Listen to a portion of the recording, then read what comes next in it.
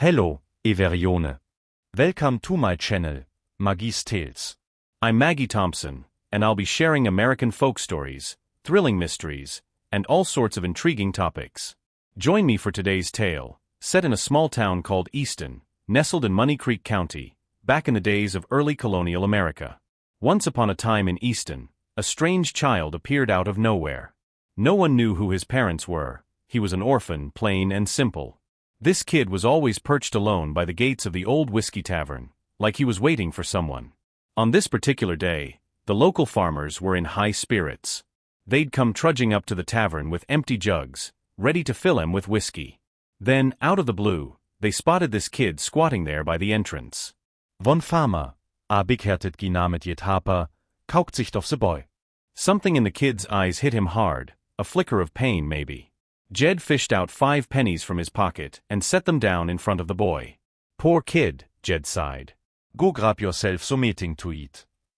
He turned to head inside, but quick as a flash, the kid grabbed his leg. Don't go, he pleaded, clinging tight. Now the tavern owner, Hank Grayson, saw this whole scene unfold from behind the bar. Shouldn't have pitied him, Jed, Hank muttered to himself. Letting that kid hang around out front was a bad call. Sure enough, he figured the boy had an angle, probably scamming for cash. So Hank stepped out, ready to shoo the kid off.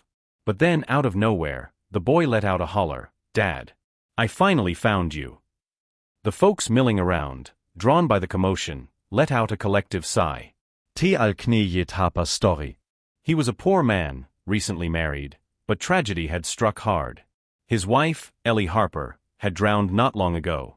She'd been out fetching water when she saw a kid struggling in the icy December currents of Money Creek. Without a second thought, she jumped in to save him. The child made it to shore, but Ellie, exhausted, didn't. The kid's parents, shiftless types, were terrified Jed might come after them for answers. They packed up and skipped town overnight, not even bothering to say sorry. The townsfolk shook their heads, feeling Ellie's loss wasn't worth it. Worse still, she'd just found out she was pregnant when she died. Nothing stings more than losing your family like that. Jed, haunted by Ellie's memory, drowned his sorrows in whiskey to numb the ache. And now here was this kid, latching onto his leg like a burr on a sock, refusing to let go no matter what Jed said. You ve got the wrong guy, kid, Jed insisted. I ain't your dad. But the boy was stubborn as a mule. You are my dad, he shot back. Don't lie again. The onlookers started whispering. Jed wasn't rich by any stretch, just a hard-working farmer scraping by. Who'd claim him as kin out of the blue? Folks began nodding knowingly, murmuring that this must be Jed's secret kid from some past fling. Hank, who'd known Jed for years, couldn't stand seeing his friend taken advantage of. He stepped up and barked, "All right, kid, I've got a question for you. What proof you got that Jed Harper's your pa?" Wäre se evidence. Jed, grasping at strafs, echoed Hank's words like Ali Feline. The boy tilted his head, thinking hard for a moment. Then he piped up, loud enough for everyone to hear, "My dad's got a birthmark on his head, big as a handprint." Jed's face went white as a sheet. The crowd saw it, the shock in his eyes, and they knew. Jed did have a birthmark just like that, hidden under his hat. Even Hank started to believe the kid might be telling the truth. Jed, mortified with all eyes on him, muttered to the boy, "Fine, come home with me for now." The kid, worried Jed might back out, clung tighter, insisting Jed carry him. With no way out, Jed hoisted the boy onto his back and trudged off, the crowd's murmurs fading behind him. Jed Harper trudged home with the kid on his back, the boy's arms wrapped tight around his shoulders. They got close to Jed's rundown farmhouse, a simple place, weathered by time and neglect. The kid's eyes lit up, darting around as he took it all in. He hopped down and started poking around, touching this, fiddling with that, like he'd just stepped into a candy store. Jed, his face grim, muttered, "Look, I'm a poor man. Ain't got much to offer, so don't get your hopes up thinking you can fleece me." Just then, a loud growl rumbled from the boy's stomach. He blushed, looking sheepish. Could you make some meeting to eat? I haven't had a bite in days. Jed, despite everything, had a soft spot he couldn't shake. Sure, this kid had barged in claiming to be his son, but those patched-up clothes and hollow cheeks tugged at Jed's heart. He must have hit hard times to pull a stunt like this, Jed figured. Allricht, fine, he grumbled, heading to the kitchen. The boy watched Jed shuffle off, a sly grin creeping across his face. While Jed rattled pots and pans, the kid wandered through the small house. It wasn't much, just 3 rooms off a tiny yard. 2 were for living, and the third was a cluttered mess of odds and ends, old tools, broken chairs, stuff Jed hadn't touched since Ellie passed. Smoke curled up from the chimney as Jed cooked. An hour later, he set a plate of cornbread and beans on the table and hollered, "Food's ready, kid." The boy didn't even mutter a thanks, just dove in, shoveling food like he'd never seen a meal before. Jed watched, a pang hitting his chest. If Ellie hadn't drowned, our kid might be this age by now, he thought. "What's your name, anyhow?" he asked, breaking the silence. The boy, moodful, mumbled, "If you're my dad, you pick one." Jed blinked, caught off guard. Naming the kid felt like signing a contract, making this whole son business real. "Nah, I ain't doing that," he said, waving it off. Once the boy was stuffed, Jed figured it was time to figure out how to send him on his way. But before he could say a word, the kid waltzed into Jed's bedroom, flopped onto the bed, and passed out cold. Jed hurried after him, ready to protest, but the boy was already snoring. Looking down at him, Jed softened. The kid hadn't even pulled up a blanket.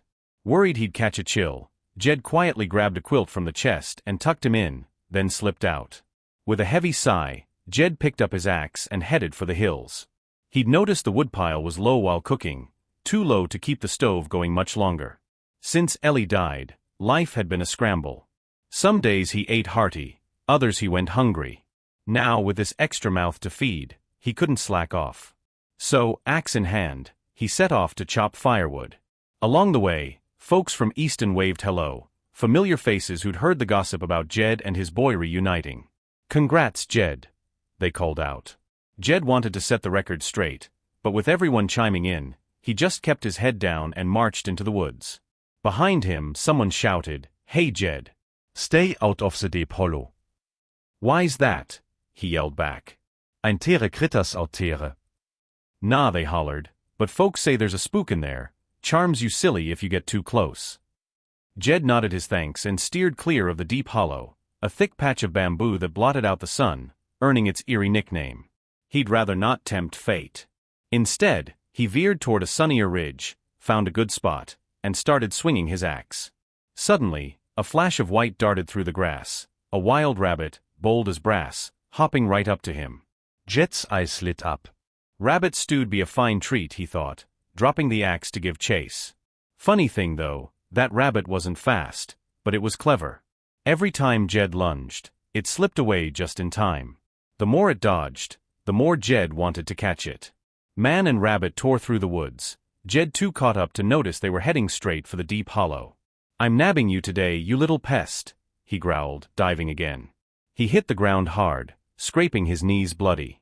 When he stood up, the rabbit was gone, and all around him loomed the shadowy bamboo of the deep hollow. "How'd he end up here?" Jed muttered, a chill creeping up his spine. He knew these hills like the back of his hand, but the bamboo was so thick it swallowed the light. If a breeze hadn't rustled a gap in the leaves, it'd be pitch black. He turned to hightail it out, when a faint braying echoed through the trees, like a donkey in trouble. Jed perked up. A wild mule'd be handy for plowing, he thought. Heart set, he pushed deeper into the woods toward the sound. Past a trickling stream and a big boulder, he found it, a black donkey, caught in a trap meant for rabbits. A brass bell hung around its neck, jingling softly as it struggled. The poor thing was half in, half out, too big for the narrow snare. When it saw Jed, it didn't spook. Instead, it looked downright relieved, straining to break free. Jed scratched his chin, sizing up the situation. He gathered some vines, twisted them into a rope, and tied one end to the donkey's neck, the other to a sturdy bamboo stalk. "Lucky you ran into me today," he said with a grin. "You'd be a goner otherwise. Hang on, I'll haul you out, and you're coming home with me." The donkey bobbed its head like it understood, the bell clanging cheerfully. Jed rolled up his sleeves, grabbed the rope, and pulled with all his might. Sweat beaded on his brow, his hands burning from the rough vines, but inch by inch, the donkey wriggled free. Finally, it popped out, shook itself off, and started munching grass like nothing happened. Jed collapsed, panting, his arms numb from the effort. Just then, a sweet breeze wafted through, and a woman in a green dress stepped out from the bamboo. The donkey perked up and trotted over to her, nuzzling her side. She was a looker, dark hair, a tear-shaped mole under one eye that made her even more striking. Her voice was crisp as she scolded the donkey, "You lazy rascal, running off into the woods and making me hunt you down." Then she noticed Jed sprawled on the ground and gasped, covering her mouth. Jed scrambled to his feet, brushing off dirt. "Ma'am, your donkey got itself stuck in a trap," he explained. "I just pulled it out." She glanced at the trap, then at the bell on the donkey's neck, and nodded. "Name's Lucy Miller," she said. "Moved to the next town over not long ago. My husband's sickly, so I handle the farm work. Thanks for saving my donkey, Jed. If you hadn't stepped in, he'd be done for." Her eyes welled up, and she dabbed at them with her sleeve. Jed waved it off. "No trouble, ma'am. He's safe now, just keep an eye on him." The sun was dipping low, and Jed remembered the kid back home waiting for supper. "Gotta head back," he said, tipping his hat. But Lucy stopped him, unhooking the brass bell from the donkey's neck. "My husband calls me Little Drip, says I'm always fussing over small stuff. This bell's worth a few coins. Take it as thanks for saving him." Jed hesitated. He'd only meant to help, not profit. "I can't take that," he protested, but Lucy's tears flowed harder, her face crumpling like a wilted flower. Feeling bad, Jed relented and pocketed the bell. She smiled through her sniffles, waved goodbye, and called out, "See you around, Jed," as he headed down the hill, the bell jingling faintly in his coat. Jed Harper trudged back down the hill, the brass bell clinking in his pocket. Lucy Miller's parting words echoed in his head, stirring a flicker of warmth he quickly brushed off. "She's married, Jed. Don't go getting ideas," he scolded himself. By the time he reached his farmhouse, the sun had dipped below the horizon. He pushed open the creaky door, expecting to find the kid still asleep, but instead, a savory smell hit him. A spread of food sat waiting on the table. The boy popped up, grinning. "You're back. I woke up and you weren't here, so I asked the neighbors. They said you'd gone up the hill for firewood. Figured you were out there sweating for me, so I cooked something up." Jed's throat tightened. After Ellie's death, the house had been a cold, lonely shell, no one to cook, no one to care. This kid's thoughtfulness stung in a way he hadn't expected. He grabbed the boy's hand, voice thick. "If you're calling me Dad, then I reckon it's settled. From now on, you're my son." The rift between them melted away, and they sat down to eat, laughing like kin. Jed didn't pry into the boy's past. He figured everyone's got their secrets, and if the kid was here now, Jed had a duty to look after him. After supper, Jed washed the dishes while the boy, still nameless, picked up the brass bell from the table, turning it over in his hands. The faint jingle caught his ear, and his eyes sharpened.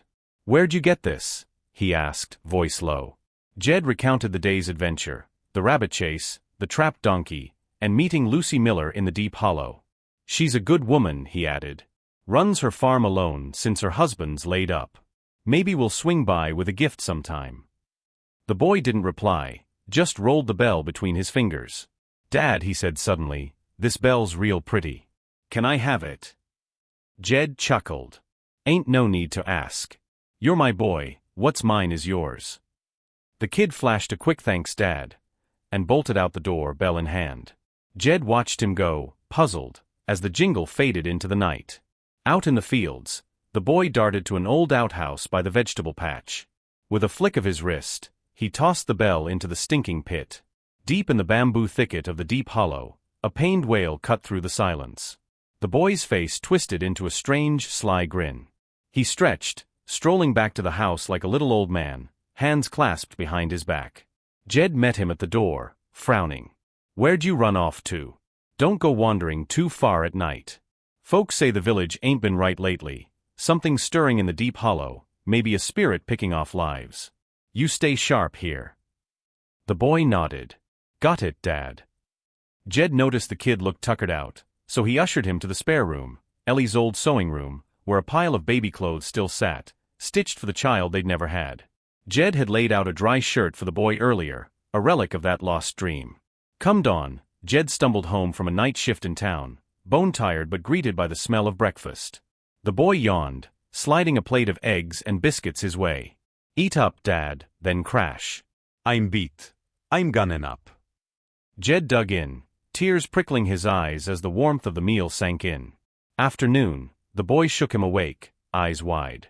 Dad, I was messing around by the creek and found a big box, shiny stuff inside. Too heavy to haul, so I came to get you. Come see, might be treasure. Jed rubbed sleep from his eyes.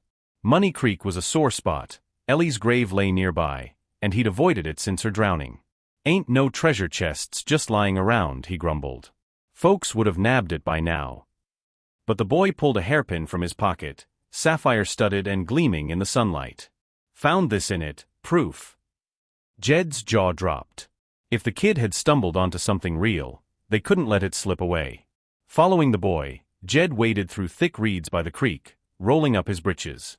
Sure enough, tucked in a hollow, he spotted a battered wooden chest, its grain-screaming quality, cedar maybe, worth a pretty penny on its own. Heart-pounding, he pried it open. Gold and silver glinted inside, rings, coins, a haul that'd make a man rich. We've hit the jackpot, son, he whooped. Together, they lugged it home under the midday sun, hiding it behind the reeds till they got it inside and bolted the doors tight. Jed started counting the loot, the boy hovering close. What are you gonna do with all this, Dad? The kid asked. Jed paused, gazing out the window. Past the yard, a mound of earth marked Ellie's grave. I'm fixing to build a bridge, he said softly. A stone one over Money Creek. No more kids drowning cause of that rickety old plank crossing. The boy blinked. A stone bridge? That'll eat up everything we've got here. Won't leave us a dime. Jed nodded, setting a gold coin down. This stuff's just something we found, ain't really ours to lose. Trading it for a bridge that saves lives? That's worth it. The boy's eyes flickered with something like pride. You're a good man, Dad. Jed clapped his shoulder and headed out to find the town elder, Amos Wright, to pitch the idea. Amos squinted at him. A poor farmer like you fixing a bridge? Where's the cash coming from? Jed pulled a silver jug from the chest and spun a tale about digging it up in his field. I'm using it to build a stone bridge, for Ellie's sake. Reckon you could help organize it. Amos, a grizzled 70, had long dreamed of a proper crossing. If you're serious, Jed, I'll petition the county for a monument arch. Good deeds like this get noticed, might even earn you a plaque. Jed grinned and hustled home to cook supper, buzzing with plans. The fire was crackling when a knock rattled the door. Jed opened it to find Lucy Miller, basket of greens in hand. Hey, Jed. Was grabbing supplies in town, got held up, and remembered you lived close. Thought I'd drop by, never properly thanked you for saving my donkey. Jed smiled. No need, Lucy. It was nothing. The boy poked his head out. Who's that, Dad? Jed introduced them, inviting Lucy in. She sipped tea the boy fetched, beaming.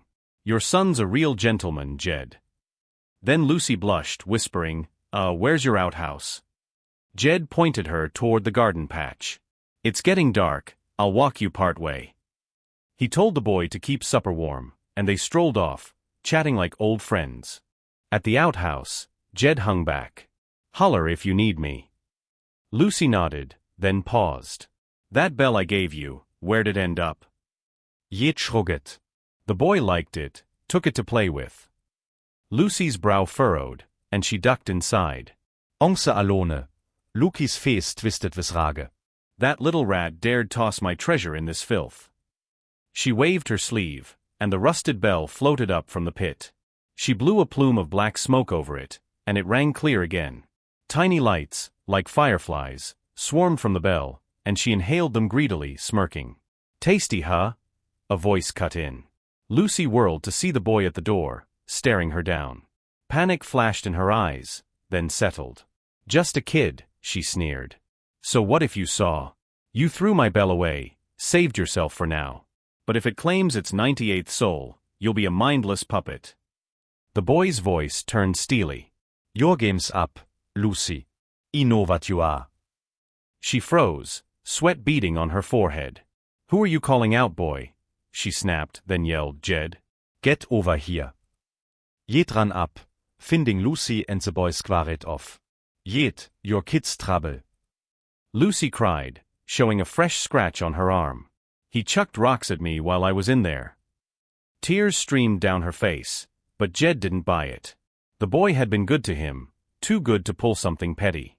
Why you lying, Lucy? He asked coolly. She gaped, flustered. Me? Hurt a kid? Who dare you? The boy burst out laughing, eyes flashing gold. Araiteus gust shovet Lucy back, the bell clattering to the ground. He stomped it flat, and she screamed, clutching her face as wrinkles carved deep lines into her skin. Fireflies poured from her nose, 98 in all, leaving her a shriveled crone, hair gray, body shrunken. Jed stumbled back, pointing. What in Blatzes are you? And wo's he? A man in a white coat stepped from the shadows, middle-aged, calm as a still pond. Name's Hopper, he said. Your wife sent me to protect you, Jed. That woman's been preying on you. He explained. Ellie, drowning to save a child, had sensed Jed's danger from beyond. Her good deed moved the powers that be, and Hopper, a river guardian, came to guard him. Lucy was a schemer, scarred by a fire, who traded her soul for beauty via that cursed bell. It fed on misery, and she'd lured folks with it, aiming to claim Jed next. The boy Hopper's guys had smashed her plan, and her face, saving the day. Jed Harper stared wide-eyed, as the man in the white coat Hopper laid out the truth. Lucy Miller, now a crumpled heap on the ground, clutched her wrinkled face, her once stunning looks gone with the wind. Hopper stepped closer to her, his voice steady but stern. Jure a flor thinking springs abandonet you, Lucy. But if you're spring, flowers stick around. Beauty's nice, sure, but kindness matters more. You wrecked families for your own gain, now you'll reap what you sowed. Live out your days with that face. Lucy's shoulders shook as she staggered to her feet, the brass bell's power snuffed out. Broken and hollow, she shuffled off into the night. Word later spread she lived out her years alone, mocked by folks who'd once envied her, until she starved on the roadside, a pitiful end. Jed watched her go, then turned to Hopper. You said Ellie sent you? And the boy, what's all this mean? Hopper nodded. I helped you find that chest by the creek, Jed, a test. You didn't squander it on yourself, but chose to build a bridge for Ellie's memory and the town's good. That moved me. Your kindness saved you, not just Ellie's plea. Jed's eyes welled up, missing her more than ever. Hopper smiled faintly. Loves a gift, not ali feline. Juve got a good heart. Oh, and check under your bed, he left you so mating. With that, a gust swirled around him, and he vanished like dust in the breeze. Yet hurried inside, the boy trailing behind. Sure enough, under the bed sat a sack bulging with pearls, Hopper's parting gift. The boy grinned, saying nothing, and Jed figured he'd earned a quiet night. Come morning, Jed took those pearls and turned them into a small trading business. He never skimped on a deal, built a reputation for fairness, and soon enough, money rolled in steady. Word of his bridge plan spread too. The county granted that monument Arch Amos had promised, and the stone bridge over Money Creek rose strong and proud, etched with Ellie's name. One day, a young woman named Clara Boone, daughter of the county judge, rode through Easton. She stopped at the bridge, tears welling up unbidden. She dreamed once of a woman, Ellie she reckoned, whispering her future husband would be a bridge-building hero. Clara tracked down Jed, asking around till she found him. The judge, hearing Jed's story, admired his grit and heart. He nudged Jed about remarrying, and when Clara made her feelings clear, Jed couldn't believe his luck. They wed under a shower of blessings from friends, and a year later, Clara bore a daughter. Jed and Clara spent their lives doing good, helping neighbors, sharing what they had, living peaceful and content. Good and evil get their due, folks. It's not that justice skips town, it's just waiting for the right moment. Ellie drowned saving a kid, saw Jed's peril from the grave, and her goodness summoned Hopper to shield him. She loved him fierce, and fate handed him a second chance with Clara. Jed, a plain farmer, took in that strange boy, Hopper in disguise, and passed the treasure test, using it for the bridge instead of greed. That earned him a rich, happy life. Now, Lucy? She's a sad case. Burned and bitter, she grabbed that bell to claw back her beauty, but the cost was steep, her conscience, her soul. She paid for it, alone and wretched. Jed's story shows good deeds pay off, maybe not instant, but sure as sunrise. Heaven's watching, and kindness outlasts all. The world's got its share of unfairness, sure. Good folks suffer, but honest strut free, so me teames. But the wicked don't dodge the reckoning forever. It's just a matter of when. Tatsmagie's tales for you today, friends. First story's done, and I hope it hooked you. Up next, I've got another yarn to spin, pure American folk flavor. Title's The Woman Who Swore Off Marriage but Wound Up Expecting. Picture this, late colonial days, Arichgal in Charleston named Abigail Carter. She's dodging suitors left and right, till a wandering preacher warns her, "Ma'am, what you're carrying ain't human." Stick around, you won't want to miss it. If you liked this, drop a note below, subscribe, and share. See you next time. Hey Tere, folks. Welcome back to Magie's Tales. I'm Maggie Thompson, spinning another yarn for you. Pure American folk style. Today's story takes us to Charleston, South Carolina, in the late colonial days, round about the 1770s. Buckle up for a wild ride full of love, mystery, and a touch of the uncanny. Once upon a time in Charleston lived a well-off gent named Samuel Carter. His family had been in the trade business for generations, hundreds of acres of prime land, a big house with columns out front, and money to burn. Samuel had a wife, Martha, and 3 mistresses on the side, but only Martha gave him a child, a daughter named Abigail Carter. She was a beauty, sharp as a tack, with a smile that could charm the birds from the trees. Being the only kid, she was the apple of everyone's eye, especially Samuel's. Whatever Abigail wanted, she got, no questions asked. By the time Abigail hit 16, she was of marrying age. With her looks and gentle ways, every young buck in Charleston came sniffing around, hoping to win her hand. The town's finest, sons of merchants, lawyers, even a governor's nephew, lined up at the Carter doorstep, hats in hand. Samuel figured he'd pick a sharp, handsome fella to be his son-in-law, someone to keep the family name strong. But Abigail? She wasn't having it. "I ain't ready to tie the knot," she told her folks flat out. Samuel and Martha didn't want to ruffle her feathers. They'd spoiled her rotten since she was knee-high, so they backed off. "Fine, no rush," they said, dropping the subject. But a year later, Samuel started noticing something odd. Abigail was slipping out of the house more often, no explanation given. Suspicious, he told her maid, little Bessie, to keep an eye on her. "Tail her quiet like," he ordered. "See what she's up to." That night, Abigail finished supper, threw on a cloak, and slipped out the back door. Bessie, nimble as a shadow, followed close behind. Abigail made her way to a big willow tree down by the Ashley River, its branches drooping low over the water. She glanced around, like she was expecting someone, then settled in to wait. Bessie hunkered down behind a fat oak a ways off, watching silent as a mouse. An hour passed, nobody showed. Abigail trudged home, shoulders slumped, looking mighty disappointed. Bessie trailed her back and spilled the beans to Samuel. Samuel scratched his chin, puzzled. "She's up to something," he muttered to Bessie. "Next time she bolts, you stick to her like glue. I want answers." For the next few nights, it was the same dance, Abigail heading to that willow, Bessie shadowing her, but no one ever turned up. Bessie'd report back, and Samuel just frowned deeper. Then, on the 7th night, Bessie kept her eyes peeled, barely blinking. Out of nowhere, a fella in a white coat stepped up to Abigail by the riverbank. Bessie rubbed her eyes, thinking she'd imagined it.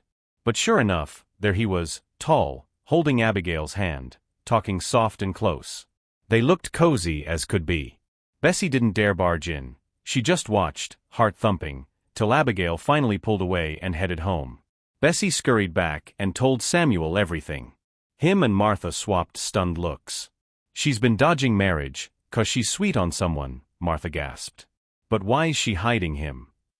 Samuel nodded, gears turning. "If she's got a beau, why not bring him round? Unless he's trouble. Tomorrow, I'm following her myself, gonna see what kind of man this is." The next evening, when Abigail slipped out, Samuel tailed her, keeping low. She hit the willow spot again, and in a blink, that white-coated fella appeared. From a distance, Samuel sized him up, good-looking, polished, like some plantation heir's son. Why's she keeping him under wraps? He wondered. Deciding not to spook her, he hung back, planning to watch a few more days before saying a word. For over a year, Samuel played detective, sneaking after Abigail. She'd meet this mystery man, chat a spell, then head home, nothing scandalous, just talking. Samuel's worries eased a bit, but he couldn't figure why they wouldn't go public. Then one night, he'd had enough. Abigail reached the willow, the man popped up, and Samuel strode out bold as brass. Both of them froze, faces pale. "Pa, what are you doing here?"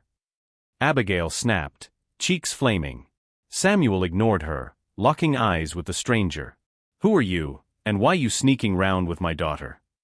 The man tipped his head. "Name's Will Grayson. Just passing through." Before he could say more, Abigail grabbed Samuel's arm, batting her lashes. "Pa, you want to know anything? I'll tell you at home, let's go." She dragged him off, leaving Will standing there by the river. Back at the house, Abigail spilled her story. "Will's a drifter from up north, Pa, no family, no roots. I didn't tell you, 'cause I figured you'd nix it. But now you know, I want to marry him." Samuel's face darkened. A no-account wanderer? Charleston's best had begged for her hand, rich boys with pedigrees, and she picked some penniless nobody? "You're a Carter girl," he growled. "I ain't letting you throw yourself away on a stray. We'll find you a proper match." Abigail's eyes flashed. She'd been coddled her whole life, and when she set her mind to something, no one could budge her. From then on, she stopped sneaking.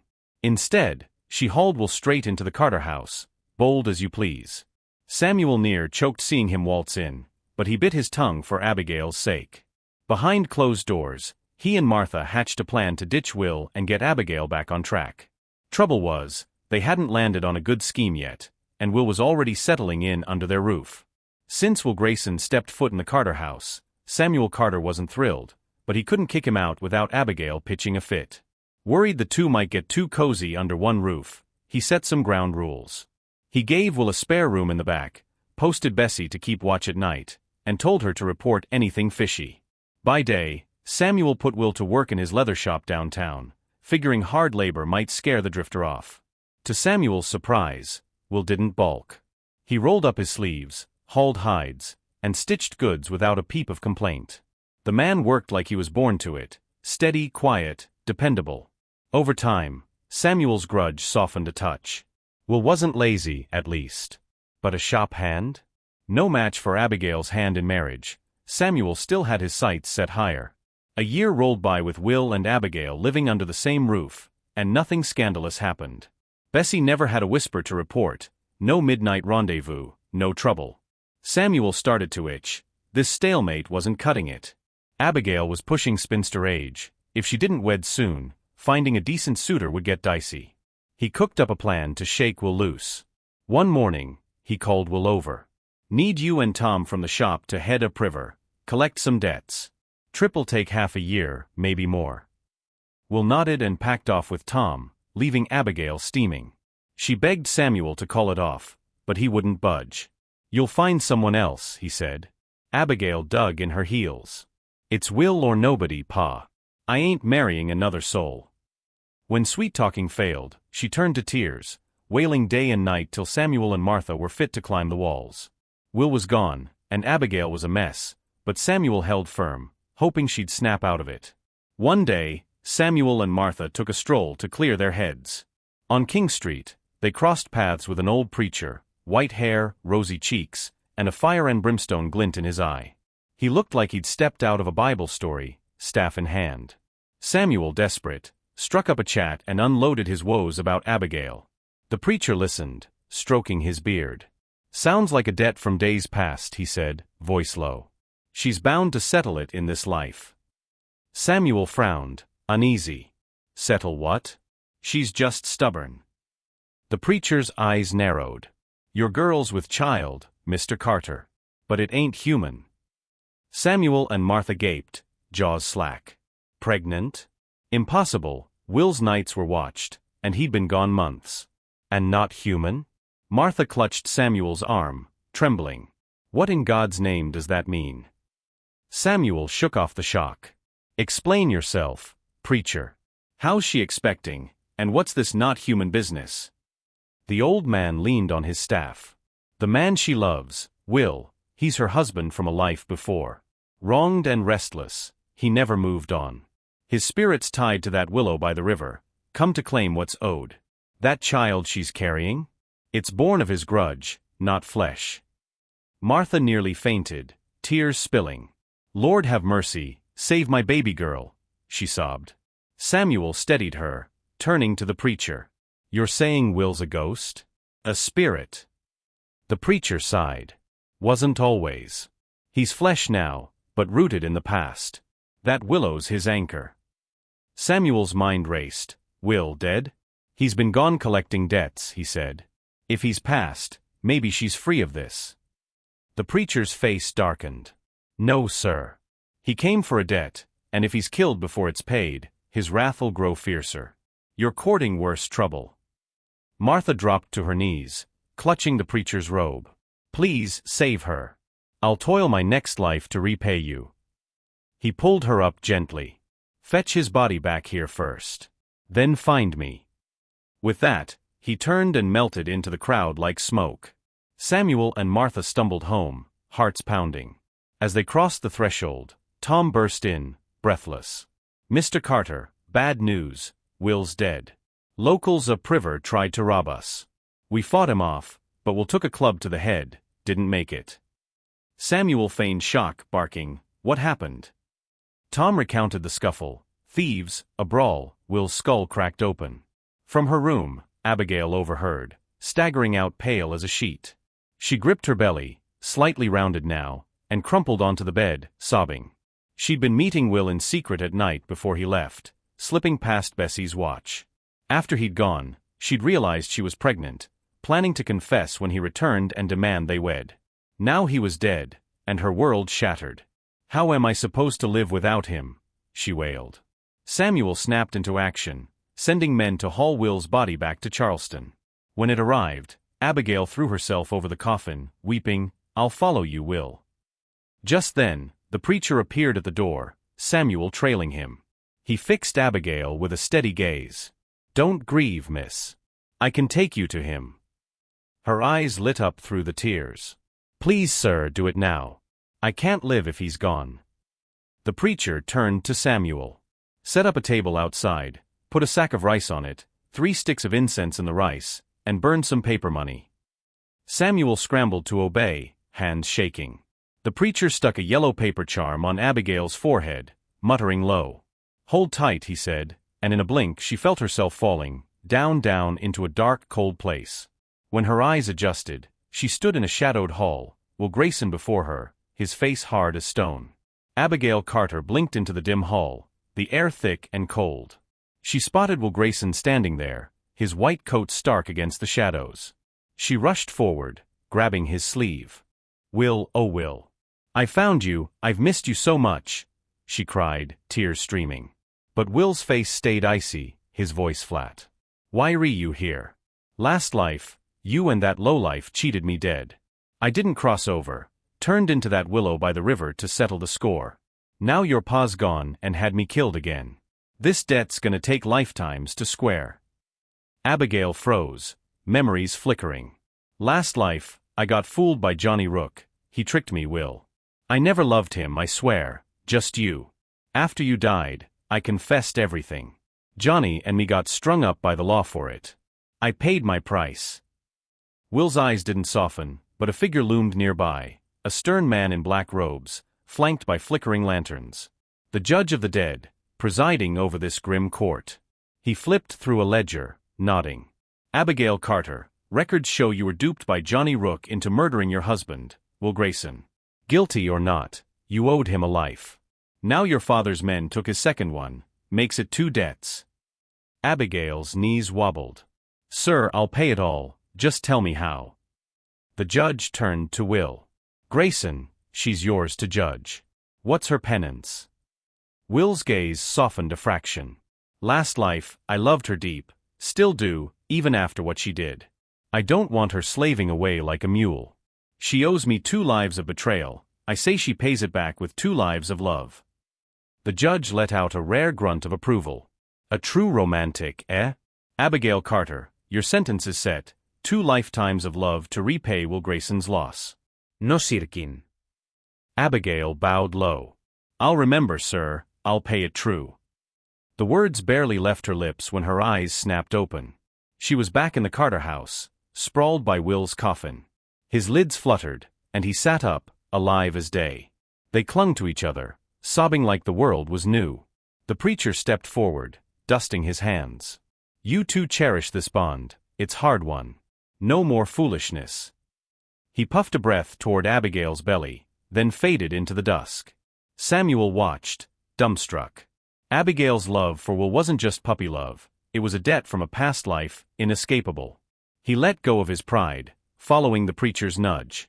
A week later, he threw them a wedding fit for Charleston's finest. Flowers, fiddles, the works. 5 months on, Abigail birthed a strapping boy. She and Will stuck tight, growing old together, dying peaceful in their sleep, a love carved deep across 2 lives. Now folks, this ain't about superstition, it's a warning. Debts, be they love or coin, catch up with you. Skip 'em this life, and they'll hound you in the next. So don't play the deadbeat.